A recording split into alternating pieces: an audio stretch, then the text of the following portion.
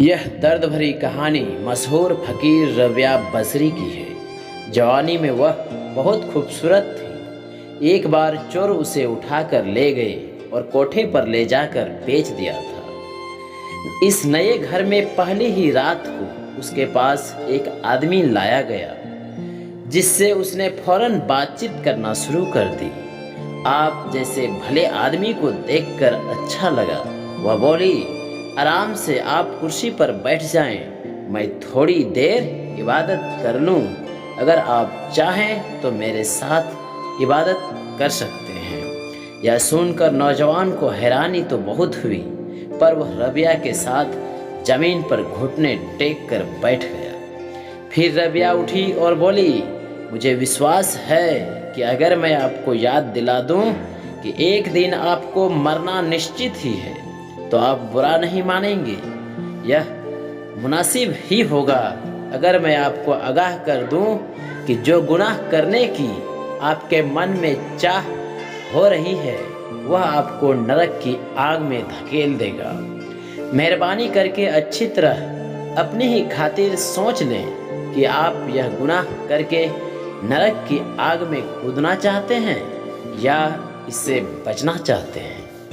यह सुनकर वह नौजवान हक्का बक्का रह गया और हैरान होकर फिर से उसने अपने आप को संभाला और बोला, ए नेक और पाक औरत, तुमने मेरी आंखें खोल दी, जो अभी तक गुनाह के भयंकर नतीजे की ओर से बंद थी। मैं वादा करता हूँ कि फिर कभी किसी कोठे की तरफ कदम नहीं बढ़ाऊंगा। जैसे जैसे दिन बीतते गए, बहुत से आदमी रबिया के पास लाए गए। जिस तरह रबिया के पास आने वाले पहले आदमी में परिवर्तन आई थी, उसी तरह हर एक आने वाले की जिंदगी में उसके संपर्क से बदलाव आते गया। उस कोठे के मालिक को बहुत हैरानी हुई कि आखिर बात क्या है कि जो भी एक बार रबिया के पास जाता है, वह दोबारा फिर से इस कोठे में नहीं आता है।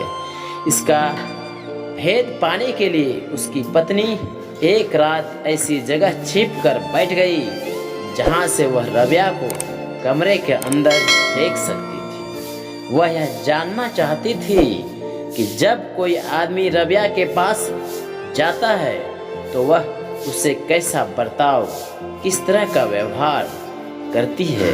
उस रात उसने देखा कि जैसे ही किसी ने अंदर कदम रखा, रबिया उठकर खड़ी हो गई और बोली, आओ अच्छे आदमी, आपका स्वागत है। पाप के इस घर में मुझे हमेशा याद रहता है कि परमात्मा हर जगह मौजूद है।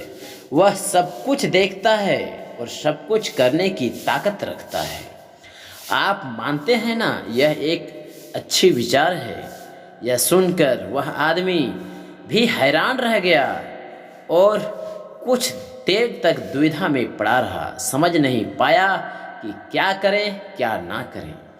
फिर कुछ हिचकिचाते हुए और कुछ शिकायत भरे लहजे में बोला, हाँ, पंडित और मौलवी कुछ ऐसा ही कहते हैं।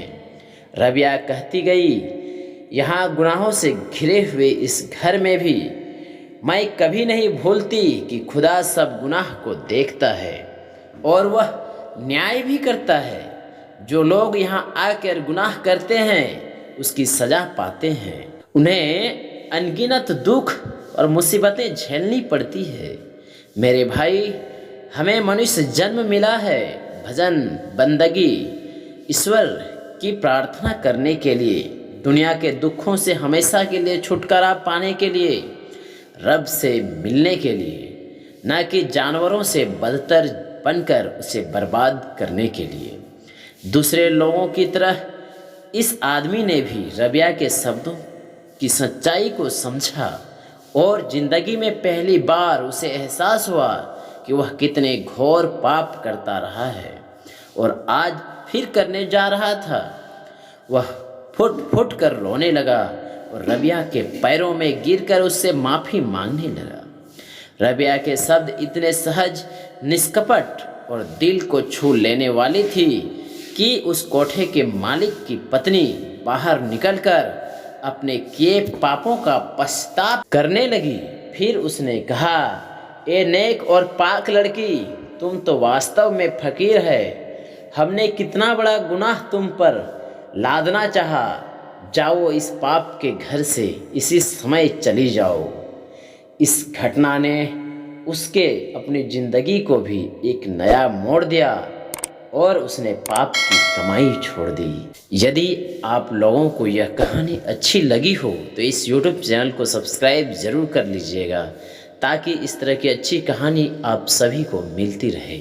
मिलते हैं किसी और कहानी में। धन्यवाद।